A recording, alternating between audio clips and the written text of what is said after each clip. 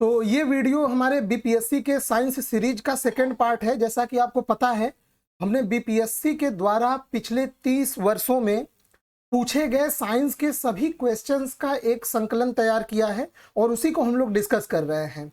इसमें बीपीएससी जो Bihar public service commission Patna है, उसके द्वारा आयोजित किए गए पिछले 30 वर्षों के सभी परीक्षाओं के जो साइंस के क्वेश्चंस हैं, विज्ञान के क्वेश्चंस हैं, वो इसमें कवर किए जाएंगे। अभी हम लोग भौतिक विज्ञान यानी फिजिक्स का पार्ट कवर कर रहे हैं।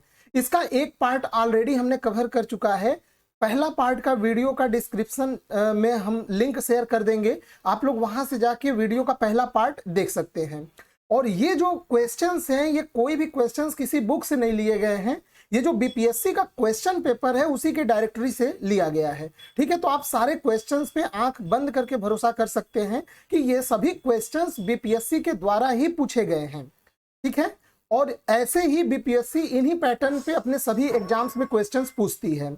तो इस समय फिलहाल जो हमारा टारगेट एग्जाम है वो बीपीएससी टीआरई जो टीचर रिक्रूटमेंट एग्जाम है 2.0 यानी जो सेकेंड फेज की भर्ती आने वाली है, उसके लिए हम लोग साइंस का क्वेश्चंस का ये मेन पार्ट डिस्कस कर रहे हैं। आप लोगों ने देखा था कि फर्स्ट पार्ट में बीपीएससी ने किस तरह चौंकाया।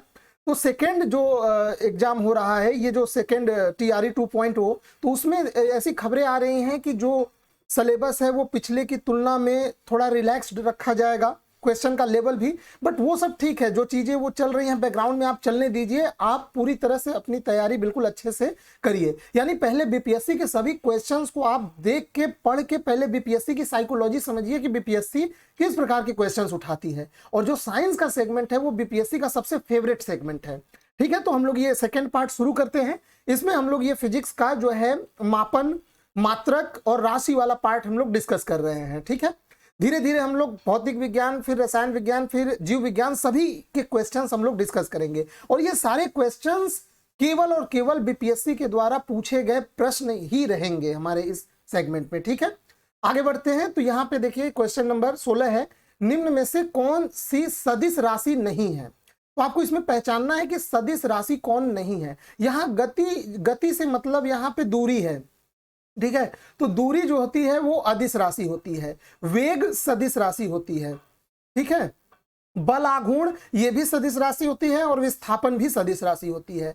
तो आपको पहचानना है कौन सदिश राशि नहीं है। तो जो गति या जो दूरी है वो सदिश राशि न होके वो अदिश राशि होती है। तो इसका ऑप्शन ए सही होगा। ठीक है ना, यहाँ पे एक शॉर्ट नोट्स है, देख लीजिए। सदिश राशियां वे भौतिक राशियां जिनमें परिमाण के साथ साथ दिशा की भी आवश्यकता होती है।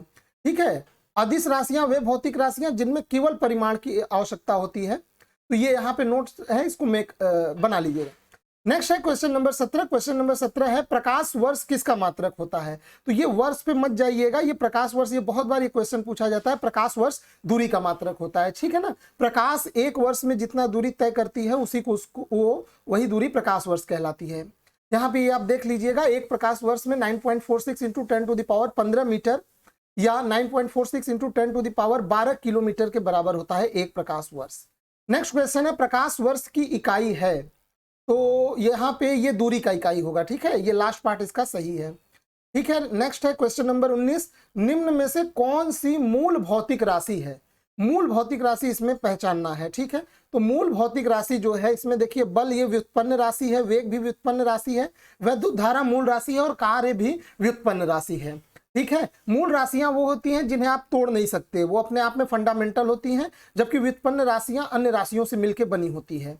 यहाँ पे जो टोटल 7 मूल राशियां हैं, यहाँ पे ये दिया गया है लिस्ट, आप इसको तैयार कर लीजिएगा। केवल भौतिक विज्ञान में इतनी 7 राशियां ही मूल राशियां होती है। ठीक है, व्युत्पन्न राशि जैसे वेग, वेग का मात्रक क्या होता है, मीटर प्रति सेकेंड होता है वेग का मात्रक। तो एक बात बताइए, इसमें ये जो वेग का मात्रक है ये मूल राशि नहीं है, क्योंकि ये मीटर और सेकेंड यानी लंबाई और समय से मिलकर बना है, इसीलिए उसको व्युत्पन्न राशि बोलेंगे। ठीक है ना, ऐसी कोई भी राशि जो मूल राशियों से मिलकर बनी होती हैं उनको हम लोग व्युत्पन्न राशि कहते हैं। मूल राशि किसी से मिलकर नहीं बनी होती है, वो अपने आप में एकदम अलग होती हैं। नेक्स्ट क्वेश्चन है, आर्द्रता किस उपकरण से मापी जाती है। तो आर्द्रता जो है वो मापा जाता है, यहाँ पे देख लीजिए ये इंस्ट्रूमेंट दिए गए हैं, ये हाइग्रोमीटर से आर्द्रता मापा जाता है। हाइड्रोमीटर से आपेक्षिक घनत्व मापा जाता है, पायरोमीटर से रेडिएशन मापा जाता है या बहुत उच्च तापमान मापा जाता है दूर स्थित किसी वस्तु को। का लैक्टोमीटर से यहाँ पे दूध की शुद्धता मापी जाती है। ये नोट से देख लीजिएगा, ये नोट्स में सारा कुछ मेंशन है। मुझे लग रहा है ये ऊपर के 1-2 क्वेश्चन शायद फर्स्ट पार्ट में भी ओवरलैप कर गए थे, उसमें भी हुआ था। ठीक है, तो यहाँ से आगे बढ़ते हैं। ठीक है, शायद 20 क्वेश्चन तक फर्स्ट पार्ट में भी कवर किया गया था, इसमें बाकी के सारे पार्ट इस सेगमेंट के कवर कर लेंगे हम लोग। क्वेश्चन नंबर 21 है, आवृत्ति को मापा जाता है। तो आवृत्ति का मात्रक क्या होता है? आवृत्ति का मात्रक होता है हर्ट्ज। हर्ट्ज को ही प्रति सेकेंड में व्यक्त करते हैं। ठीक है, या फिर इसको सेकेंड की पावर -1, सेकेंड इनवर्स, ये तीनों जो है ये आवृत्ति का ही मात्रक है। ठीक है, सेकेंड के पावर -1 या प्रति सेकेंड या हर्ट्ज, ये एक ही बात है। तो इसका जो आंसर हो जाएगा वो हो जाएगा ए पार्ट। ठीक है, रेडियन में कोण को मापा जाता है, वाट में शक्ति को मापा जाता है। ठीक है, मीटर प्रति सेकेंड में वेग को मापा जाता है। तो पहला आंसर ही सही है। यहाँ पे देखिए दिया भी है, हर्ट्ज इकाई, आवृत्ति की इकाई हर्ट्ज होती है। कोई आवृत्ति बार बार अगर दोहराई जाने वाली, मतलब कुल मिला जुला के 1 सेकेंड में कोई पिंड जितना कंपन करता है उसी को उसका आवृत्ति कहते हैं। ठीक है, आगे बढ़ते हैं क्वेश्चन नंबर 22 की ओर। समुद्री दूरी किस में मापा जाता है? तो समुद्री दूरी जो है वो नॉटिकल मील में मापा जाता है, याद रखिएगा। किलोमीटर में हम लोग सिंपल दूरी मापते हैं। डेसिबल में ध्वनि की तीव्रता मापी जाती है। कड़ियों में भी दूरी मापा जाता है। कड़ी जो होता है, अभी भी गांव में ये सब प्रचलित है। कड़ी में जो खेत वगैरह मापते हैं वो कड़ी में ही मापा जाता है। ठीक है, एक कड़ी में 8 फुट 3 इंच होता है, जिसको एक लाठा भी बोलते हैं। ये जो पहला है इसका आंसर सही होगा। समुद्री दूरी जो है वो नॉटिकल मील में मापा जाता है। तो यहाँ पे ये नोट्स है, इसको मेकअप कर लीजिए। समुद्री दूरी को नॉटिकल मील में मापा जाता है। नॉटिकल मील समुद्री लंबाई की इकाई है जो नौ संचालकों द्वारा नौ संचालन में प्रयोग किया जाता है। और एक नॉटिकल मील में, ये याद रखिएगा, बहुत इंपॉर्टेंट डाटा है, एक नॉटिकल मील में 1.85 किलोमीटर होता है। आगे बढ़ते हैं, क्वेश्चन नंबर 23 है, ताप क्रम की SI इकाई। ठीक है, SI मतलब सिस्टम ऑफ इंटरनेशनल यूनिट्स, कभी कभी इसको MKS भी बोल सकते हैं, हालांकि दोनों में अंतर होता है, पर आप MKS समझ सकते हैं। तो SI इकाई जो ताप का होता है वो क्या होता है? वो होता है केल्विन, सेल्सियस, फ़ारेनहाइट, जूल। तो देखिए जूल तो नहीं होगा, जूल कार्य की इकाई होती है। फ़ारेनहाइट टेम्परेचर तापक्रम की इकाई होती है, लेकिन SI इकाई नहीं होती है। सेल्सियस जो है वो भी तापमान की इकाई होती है, लेकिन SI इकाई नहीं होती है। SI इकाई जो है वो केल्विन को माना गया है। केल्विन जो है वो टेम्परेचर का MKS यूनिट या SI इकाई होता है। तो इसका ऑप्शन हो जाएगा ए। ठीक है, तापक्रम की SI इकाई क्या होती है? केल्विन होती है। सेल्सियस भी ताप का ही पैमाना है, इसको सेंटीग्रेड पैमाना भी कहते हैं। ये 0 से 100 डिग्री सेंटीग्रेड तक होता है। जबकि फ़ारेनहाइट क्या होता है? फ़ारेनहाइट भी तापमान मापने का पैमाना होता है। इसमें न्यूनतम 32 डिग्री सेंटीग्रेड से 212 डिग्री सेंटीग्रेड फ़ारेनहाइट तक होता है। ठीक है, और ये यहाँ पे नोट्स दिया गया है, जैसे जो 0 डिग्री सेंटीग्रेड है, डिग्री सेंटीग्रेड का पैमाना का जो 0 डिग्री सेंटीग्रेड होता है वो फ़ारेनहाइट के 32 डिग्री फ़ारेनहाइट के बराबर होता है। इसी प्रकार जो डिग्री सेंटीग्रेड पे 100 डिग्री सेंटीग्रेड होता है वो फ़ारेनहाइट पे 212 डिग्री फ़ारेनहाइट होता है। ठीक है ना, यानी अगर आपसे पूछा जाए फ़ारेनहाइट पैमाने पे जो पानी होता है उसका हिमांक, यानी किस टेम्परेचर पे वो बर्फ बनता है फ़ारेनहाइट पैमाने पे, तो आप लोग 32 डिग्री फ़ारेनहाइट बताएंगे। डिग्री सेंटीग्रेड पे उसी को क्या बताएंगे? 0 डिग्री सेंटीग्रेड। इसी प्रकार पूछा जाए कि फ़ारेनहाइट पैमाने पे किस तापमान पे पानी उबलने लगता है, तो आप बताएंगे 212 डिग्री फ़ारेनहाइट। डिग्री सेंटीग्रेड पे बताना हो तो उसी को आप बताएंगे 100 डिग्री सेंटीग्रेड पे पानी खौलता है। ठीक है, आगे बढ़ते हैं। ये क्वेश्चन नंबर हो जाएगा 24। इसमें बोला है 10 नैनोमीटर में कितने मीटर होते हैं? तो देखिए यहाँ पे आप इसको सॉल्व करेंगे। 1 नैनोमीटर जो होता है, 1 नैनोमीटर में 10 के घाते -9 मीटर होते हैं। ठीक है, 1 नैनोमीटर में 10 के घाते -9 मीटर होते हैं।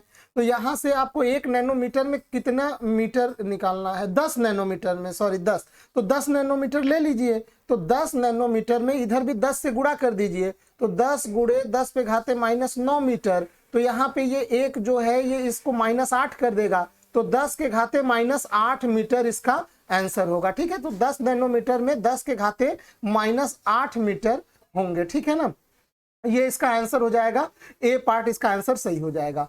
आगे बढ़ते हैं, MKS पद्धति में बल का मात्रक। ठीक है। एमकेएस पद्धति यानी एसआई पद्धति में बल का मात्रक क्या होता है? देखिए जूल जो है वो कार्य का मात्रक होता है, वाट जो है वो शक्ति का मात्रक होता है, न्यूटन जो है वो बल का मात्रक होता है, और मीटर प्रति सेकंड जो है वो वेग या चाल का मात्रक होता है। ठीक, तो इसका आंसर हो जाएगा सी पार्ट। बल का मात्रक जो है वो न्यूटन होता है। तो यहाँ पे ये मेंशन कर लीजिएगा कि एमकेएस पद्धति या एसआई पद्धति में बल का मात्रक जो है वो न्यूटन होता है, और सीजीएस पद्धति में इसी का मात्रक होता है डाइन। बल का मात्रक सीजीएस पद्धति में पूछे तो आप डाइन बताएंगे। ठीक है, आगे तो यहाँ पे ये थोड़ा सा नोट से देख लीजिएगा। कार्य का मात्रक जूल होता है, वैद्युत शक्ति का मात्रक वाट होता है, बल का मात्रक न्यूटन और वेग का मात्रक मीटर प्रति सेकेंड। आगे बढ़ते हैं क्वेश्चन नंबर 26 में बोला जा रहा है किलोवाट घंटा किसका मात्रक होता है? तो किलोवाट घंटा जो है वो शक्ति का मात्रक नहीं, वाट शक्ति का, मतलब किलोवाट शक्ति का मात्रक होता है। किलोवाट के साथ घंटा लग जाए, देखिए ये मैं फॉर्मूला बता रहा हूं।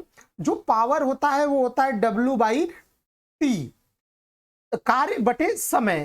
कार्य का मात्रक होता है जूल, हाँ कार्य का मात्रक जूल, और ये सेकेंड।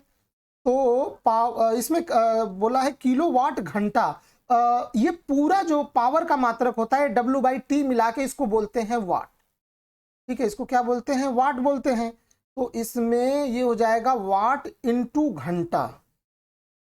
तो P का मात्रक वाट है, तो मुझे वाट इंटू घंटा निकालना है। तो चलिए ऊपर मैं एक मिनट इसको देखिए ऐसे निकालेंगे, या तो डायरेक्ट याद रखिए, नहीं तो मैं जैसे बता रहा हूं। देखिए पावर बराबर होता है W/T, और ये पूरे पावर का मात्रक क्या होता है? वाट होता है। ठीक है, आपको वाट इंटू घंटा निकालना है ना, तो ऊपर अगर आप घंटा का गुणा कर देते हैं दोनों साइड में, इधर भी घंटा का गुणा करिए और पावर वाले में भी आप घंटा का गुणा कर दीजिए। ठीक है, घंटा का गुणा कर दीजिए। तो यहाँ से देखिए इस इतने का आप मान निकालेंगे, तो ये वाट इंटू घंटा, ये वाट शक्ति और ये टाइम। ठीक है, इसको एक मिनट रुकिए, ऐसे निकालिए। P बराबर W/T, तो आप जरा W निकालिए, तो W बराबर क्या हो जाएगा? P इंटू T, ऐसे भी निकल जाएगा। अब अभी मैंने बताया पावर का मात्रक क्या होता है? वाट होता है, और समय का मात्रक सेकेंड या फिर घंटा। यहाँ पे घंटा लिख दीजिए। तो देखिए वाट इंटू घंटा किसका मात्रक बन जा रहा है? कार्य का। इसी को जूल भी बोलेंगे। हालांकि जूल में यहाँ पे ये घंटा को सेकंड लिखेंगे तब जाके आप इसको जूल बोलेंगे। तो यहाँ पे ये W यानी कार्य का ही मात्रक एक तरह से क्या बन जा रहा है? वाट इंटू घंटा। समझ में आ गया ना आप लोगों को कैसे निकालना है? तो ये वाट इंटू घंटा जो है वो किसका मात्रक है? वो हो जाएगा कार्य, या और कार्य ही ऊर्जा होता है। तो यहाँ पे ऊर्जा और कार्य दोनों इक्विवेलेंट होते हैं, कोई भी कंफ्यूजन मत रखिएगा। नेक्स्ट देखिए किलोवाट घंटा ऊर्जा की इकाई होती है, यानी कार्य की इकाई होती है। इसे प्राय वैद्युत ऊर्जा की खपत में की मात्रा हेतु ये जो मीटर होते हैं, विद्युत बिल यानी जो इलेक्ट्रिसिटी का बिल आता है उसमें इसी में इसको व्यक्त किया जाता है। किलोवाट इंटू घंटा। 1 किलोवाट घंटा, देखिए मैंने बताया ना कि जूल और किलोवाट घंटा जुड़े होते हैं। तो 1 किलोवाट घंटा में इतना जूल होता है। ये मात्रक की इक्विवेलेंस बताता है, मतलब किलोवाट घंटा डायरेक्ट किससे जुड़ा है? जूल, और जूल किसका मात्रक होता है? कार्य और ऊर्जा दोनों का मात्रक होता है। आगे बढ़ते हैं क्वेश्चन नंबर यहाँ पे 27। फर्मी किसका मात्रक है? तो याद रखिएगा फर्मी जो है वो लंबाई का सबसे छोटा मात्रक होता है।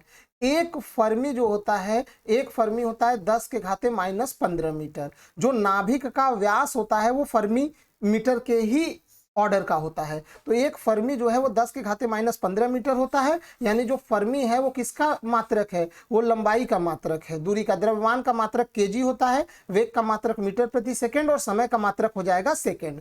तो इसका आंसर हो जाएगा बी पार्ट। यहाँ पे देख लीजिए मीटर प्रणाली में फर्मी लंबाई की सबसे छोटी इकाई होती है।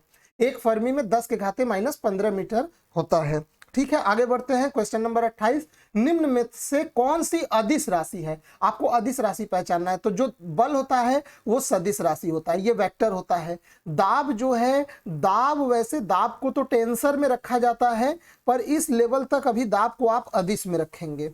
वेग जो है वो भी वेक्टर होता है सदिश, और त्वरण भी सदिश होता है। तो यहाँ पे दाब ही आएगा, दाब जो है वो अदिश राशि होगी। वैसे आप जब डिटेल में इसको आगे पढ़ेंगे तो दाब एक्चुअल में टेंसर क्वांटिटी होता है। ठीक है, प्रदिश जिसे बोला जाता है।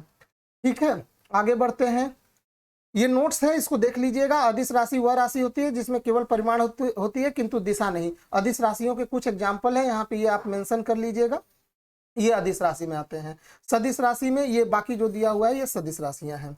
आगे बढ़ते हैं क्वेश्चन नंबर 29 की ओर। निम्न में से कौन सी राशि अदिश है? तो देखिए सामर्थ्य, सामर्थ्य क्या होता है, अभी बताए थे, P बराबर W/T। ठीक है, वेग क्या होता है, मीटर प्रति, वेग तो सदिश राशि होती है, तो ये तो अदिश होगा नहीं, बल भी सदिश राशि होती है और संवेग भी सदिश होता है।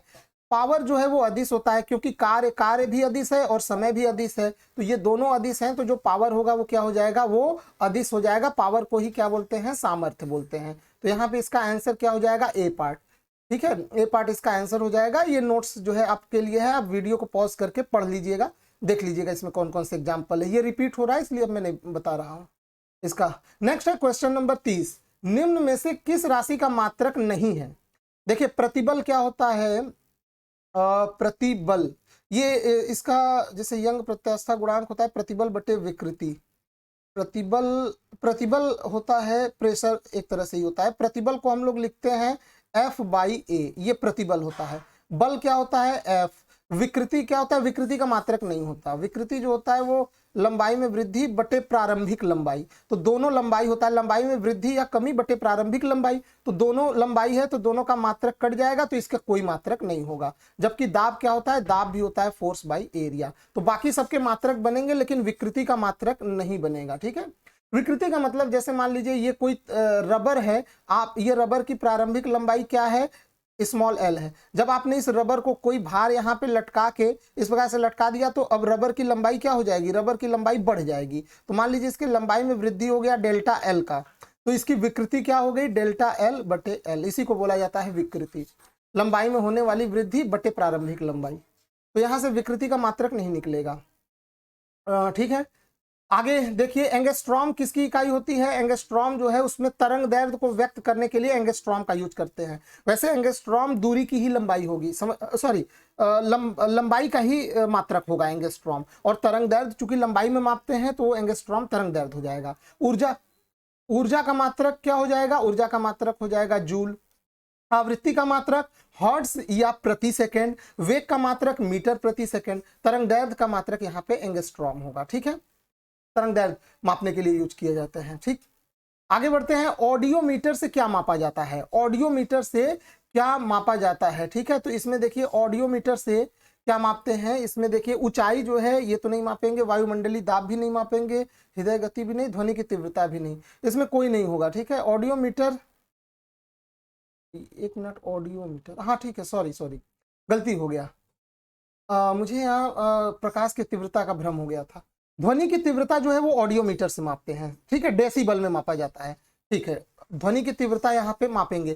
तीव्रता ध्वनि का वह लक्षण है जिसमें ध्वनि मंद या तीव्र सुनाई देती है, इसे डेसिबल में मापा जाता है। ठीक है, ध्वनि की तीव्रता को ऑडियोमीटर से डेसिबल में मापते हैं।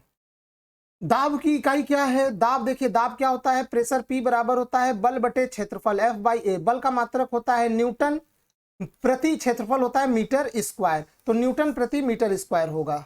तो मीटर स्क्वायर को वर्ग मीटर भी लिख सकते हैं, तो इसका फर्स्ट आंसर ही होगा न्यूटन प्रति वर्ग मीटर या न्यूटन प्रति मीटर स्क्वायर। ए पार्ट इसका आंसर होगा। तो दाब की इकाई क्या होता है, न्यूटन प्रति वर्ग मीटर। यह दाब का एसआई मात्रक है, इसे पास्कल भी बोला जाता है। हाँ ठीक है, दाब का एक मात्रक पास्कल भी होता है। ठीक, न्यूटन प्रति मीटर ये पृष्ठ तनाव का मात्रक है। हाँ, पृष्ठ तनाव बराबर होता है F/L, बल बटे लंबाई, तो वो होता है न्यूटन प्रति मीटर। ये पृष्ठ तनाव का मात्रक होता है, ये वाला, ये पृष्ठ तनाव का मात्रक है, ये बल का मात्रक है, और न्यूटन इंटू मीटर F/L, ये न्यूटन इंटू मीटर, कार्य बराबर बल गुणे, ये कार्य का भी मात्रक बनाएगा और बल आघूर्ण का भी मात्रक बनाएगा, न्यूटन इंटू मीटर। ठीक है, देखिए यहाँ पे लिखा है न्यूटन इंटू मीटर जो है वो बल आघूर्ण का भी मात्रक बनाएगा और कार्य का भी मात्रक बनाएगा। कार्य होता है बल गुणे बल के दिशा में विस्थापन, तो न्यूटन इंटू मीटर, इसी को जूल बोला जाता है। ठीक है, आगे बढ़ते हैं। क्वेश्चन नंबर 34, निम्न में से कौन सी राशि वेक्टर नहीं है। विस्थापन सदिश होता है, वेग भी सदिश होता है, बल भी सदिश होता है, लेकिन आयतन जो है वो अदिश होता है, तो ये वेक्टर नहीं है। क्वेश्चन ये डी पार्ट इसका आंसर हो गया। ठीक है, सदिश राशि में दिशा एवं परिमाण दोनों होते हैं। ये नोट्स आपके लिए है, ये देख लीजिएगा, नोट्स पढ़ लीजिएगा। 1 माइक्रोन बराबर होता है, तो इधर देखिए 1 माइक्रोन जो होता है या माइक्रोमीटर होता है वो 10 के घाते -6 मीटर होता है। ठीक है, 1 माइक्रोन बराबर 10 के घाते -6 मीटर। तो यहाँ पे ये मिलीमीटर में दर्शाना है। अच्छा, एक मिनट, इस क्वेश्चन को पढ़ने से पहले मैं आपको कुछ इंपॉर्टेंट चीजें बता रहा हूँ, ध्यान दीजिए। 1 माइक्रोन बराबर या 1 माइक्रोमीटर बराबर 10 के घाते -6 मीटर होता है। ठीक है, इसका उल्टा भी आप लिख सकते हैं, 1 मीटर में 10 के घाते 6 माइक्रोन या माइक्रोमीटर होगा।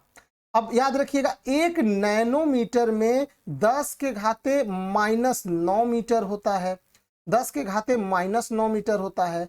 और 1 एंगस्ट्रॉम में 10 के घाते -10 मीटर होता है। ये तीनों आप लोग याद रखिएगा। एक फर्मी मीटर में 10 के घाते -15 मीटर होता है। ठीक है, ये याद रखेंगे। एक पिकोमीटर भी बच गया, एक पिकोमीटर, वो 10 के घाते -12। फिलहाल आप लोग इतना ये ध्यान दीजिए, ये ज्यादा पूछा जाता है इतना। तो हमें क्या निकालना है, ये आप नोट कर लीजिएगा, ये वाला पार्ट। अभी हम क्या करते हैं, अभी इसी क्वेश्चन पे आते हैं। ये क्वेश्चन क्या बोला है, 1 माइक्रोन मिलीमीटर में निकालना है। एक बात बताइए, 1 माइक्रोमीटर में 10 के घाते -6 मीटर है, और 1 मीटर में कितना मिलीमीटर होता है? ये 10 के घाते -6 लिखिए, और 1 मीटर में 100 सेंटीमीटर, और 1 मीटर में 1000 मिलीमीटर। तो ये 1000 हम इसको क्या लिख सकते हैं, मिलीमीटर। अब देखिए, ये 10 के घाते 3 और 10 के घाते -6, ये 10 के घाते क्या हो जाएगा, -3 मिमी हो जाएगा, मिलीमीटर। अब 10 के घाते -3 बराबर मतलब क्या हो गया, 1/1000 मिलीमीटर। तो यहाँ से 1 माइक्रोमीटर में 1/1000 मिलीमीटर आएगा। इसका सी पार्ट इसका सही आंसर हो जाएगा। ठीक है, इसको आप देख लीजिएगा। 1 पिकोग्राम, देखिए यही मैं बोल रहा था, पिकोमीटर वहां पे छूट गया था, तो वो बीच में, इसलिए मैंने इसको मिटाया नहीं। 1 पिकोमीटर में कितना मीटर होता है, 10 के घाते -12 मीटर होता है, ये बीच में छूट गया था। एंगस्ट्रॉम और फर्मी मीटर के बीच में ये आएगा, 1 पिकोमीटर बराबर 10 के घाते -12 मीटर। इसको भी आप याद रखिएगा। तो यहाँ पे क्या पूछा है, 1 पिकोग्राम में, सुनिए, 1 पिकोग्राम, हाँ ठीक है, 1 पिकोग्राम में 10 के घाते -12 ग्राम होगा। ठीक है, 1 पिकोग्राम में 10 के घाते -12 ग्राम। ठीक है, ये इसका सी पार्ट आंसर हो गया। आगे बढ़ते हैं। ठीक है, तो ये यहाँ पे ये खत्म होता है हमारा जो ये सेगमेंट था, जिसमें हम लोग मापन, मात्रक और राशि वाला पार्ट, जैसे आप ध्यान रहे हैं, हम लोग भौतिक विज्ञान शुरू किए हैं, तो भौतिक विज्ञान में भी कई सेगमेंट बटे होते हैं ना, जैसे ऑप्टिक्स हो गया, प्रकाशिकी हो गया, वैद्युत चुंबकत्व हो गया। इसी प्रकार ये जो पहला पार्ट हम लोग पढ़ रहे थे, इसमें क्या था, ये मापन था,